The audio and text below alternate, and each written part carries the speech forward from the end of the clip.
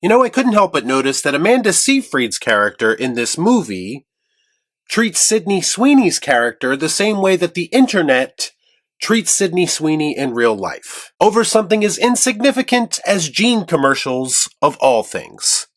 Coincidence? I'll let you be the judge. Let's discuss. I watch so you don't have to.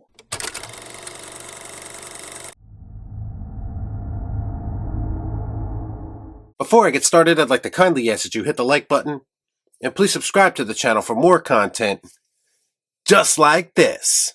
What are you waiting for, huh? What are you waiting for? Struggling to escape a difficult past, Millie takes a job as a live-in housemaid for the wealthy Winchester family. What starts as a dream job quickly unravels as Millie discovers the couple she's working for hides some unhinged and shocking secrets. The Housemaid is a psychological thriller directed by Paul Feig. Yes, that Paul Feig, and it's based on a novel by Freida McFadden. Now, obviously, I've never read the novel that this movie is based on, so I'll leave any kind of comparisons to the source material to more informed individuals. As far as the movie itself, I went into it not really knowing what to expect. The setup that was presented in the trailer looked interesting enough for me, and it very much had the look and feel of one of those housewife novels turned movies that the housewives are excited to go see, only for them to almost unanimously come to the conclusion that the book was better. You know exactly the type of situation I'm talking about, be honest. But listen, much to my surprise, I think there's actually something for everyone in this movie. Two predominant things in particular for the fellas. Tits. Whew.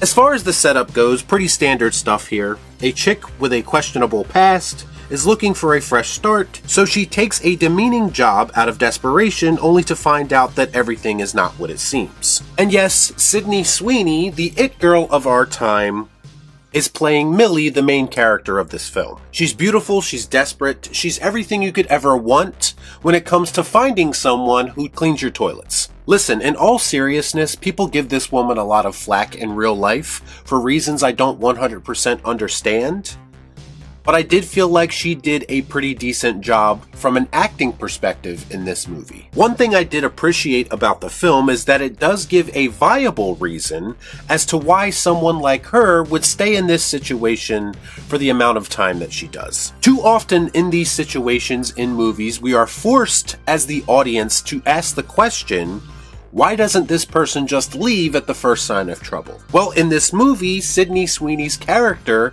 has a story reason why she is incapable of leaving, and I appreciated that. I like it a lot. I don't know if the writer or writers took this familiar glaring plot hole into consideration and wrote their way out of it, or it was completely by accident, but I appreciated it nonetheless. Because let's be clear, goes from 0 to 100 pretty quickly in this movie.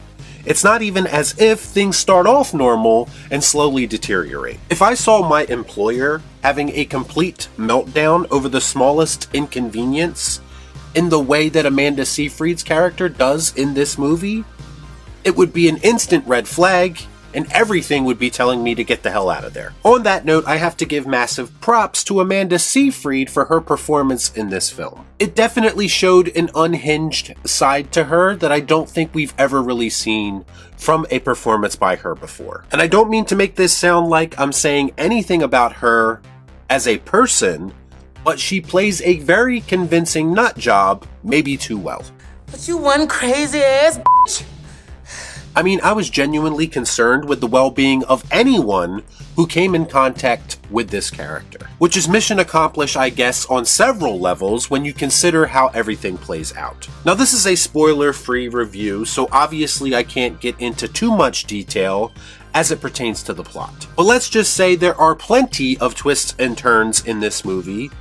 Some that I saw coming, and some that I sort of saw coming, but not to the extent that we actually get them. This is very much one of those movies that takes a quick turn to what the f***ville at one point. And this happens to be one of my gripes with the movie.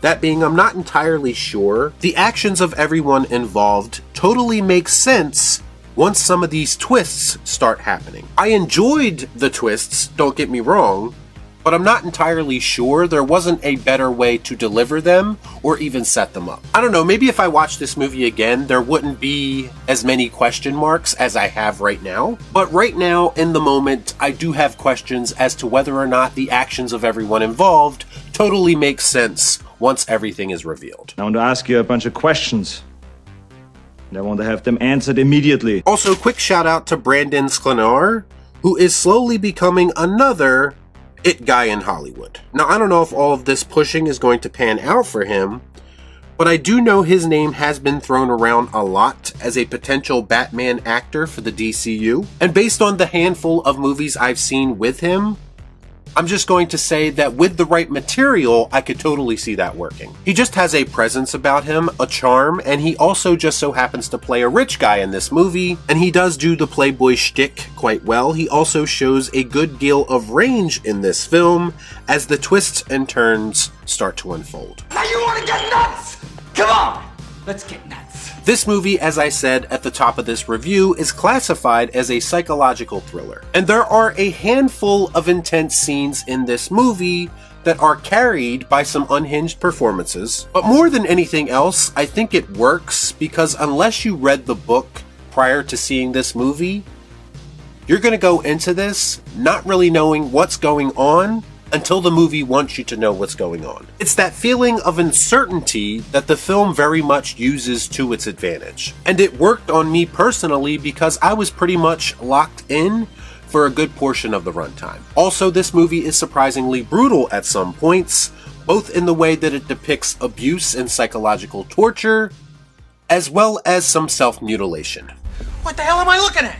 When does this happen in the movie? It does feature some questionable decisions by the characters in order to get the plot where it needs to go. It wasn't too egregious to the point that it took me out of the movie, but there were a handful of moments that I felt were exceptionally questionable. Plus, the movie does feature a somewhat lazy exposition dump towards the end of the movie to try to help explain everything, which I think is something that probably worked a lot better in the novel than it does in live action, if in fact it is in the novel. This movie is very much a cautionary tale about such things as domestic abuse and manipulation, and also some of the first world problems that rich people obsess over. And there is a pretty satisfying, entertaining, and even humorous resolution to all of that I think showcases a realistic depiction of what a strong female character could look like. Not perfect, flawed, and hardened by past trauma. Something that turns weaker people into stronger people. And I think that's relatable. Yes, Queen!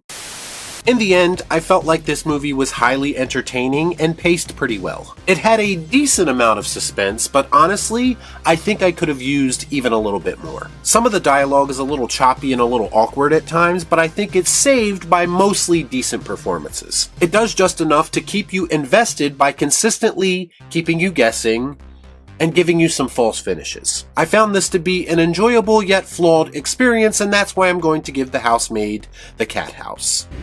Saved by kitty litter. Y'all be cool.